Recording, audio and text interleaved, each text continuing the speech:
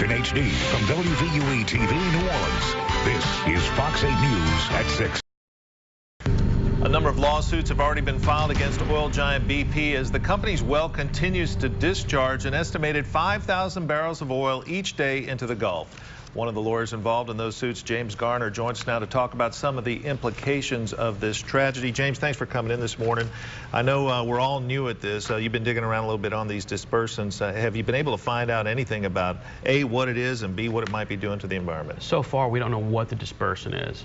What the dispersant does is tries to break the oil down into more component parts, simpler molecules of the oil, so to say, and then the dispersant itself will have chemical reactions.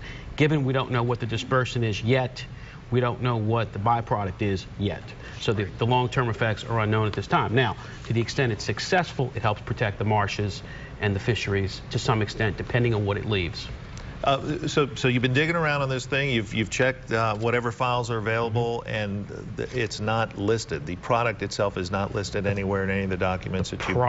The product component, what the product is not disclosed on the information yet available.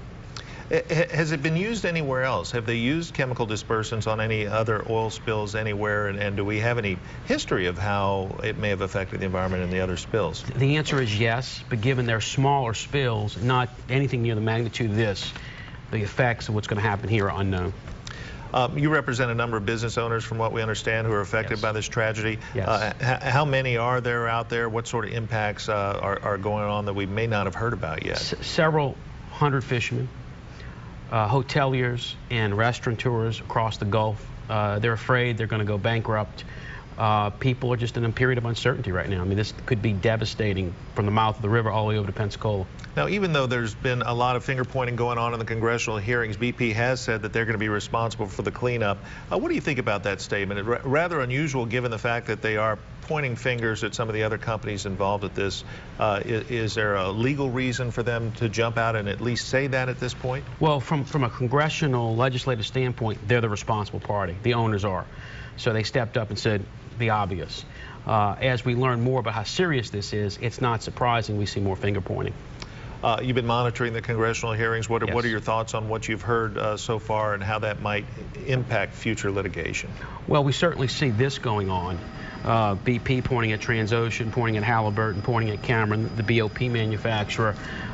We've seen the president come out with legislation, or attempt to come out with legislation yesterday to make this I say simpler for claimants and more responsibility on the oil industry. And we need to avoid the finger pointing and get the problem solved. How does it behoove BP to get this discharge capped quickly? Obviously, the meter is running on them in terms of possible damages in the future. The more we see leaks, the more damage you're going to have. So the sooner they can shut it down, the sooner we can avoid tragedy for Southeast Louisiana. All right, James Garner, thanks for joining us this morning. Anytime, appreciate Rob. it, sir. Chemical dispersants being released in the Gulf have some worried about the impact it will have on people and wildlife. Governor Jindal's office has already called for testing of the effects of the chemicals.